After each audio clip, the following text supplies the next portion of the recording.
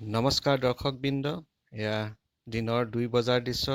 গুৱাহাটীৰ আকাশখন চাওক, ডাৱৰে আৱৰি দিছে, কলা হৈ পৰিছে। এয়া গুমগুমাই আছে আকাশখন।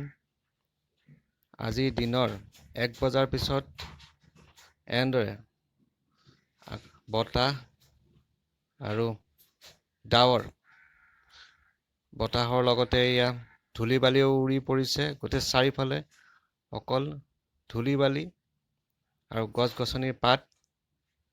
এয়া গুৱাহাটীৰ চাওক, 1 বজাৰ পিছত বতাহ, ধূলি বালি, হঠাৎ বতৰৰ এনে পৰিৱৰ্তন। ৰাতিপুৱা ঠিকে আছিল, দিনৰ 1 বজাৰ পিছতহে এনে পৰিৱৰ্তন। ডাৱৰীয়া আকাশ, গুৱাহাটীৰ এই 2 বজাৰ দৃশ্য। ইমান বতাহ দিছে যিটো গৰমটো কমা নাই, এতিয়াও গৰম। আন্ধাৰ হৈ পৰিছে। এয়া বৰষুণ দিয়া নাই এতিয়াও। আজি কেইদিনমানৰ পৰা অসমৰ পৰিৱেশ খুব পৰিৱৰ্তন হৈছে। বহুত কিবা কিবি দেখিবলৈ পোৱা গৈছে। এতিয়া বৰষুণ আৰম্ভ হৈছে, কিনকিনিয়াই আছে, আকাশখনো গুমগুমাই আছে, কিন্তু গৰম এতিয়াও কমা নাই।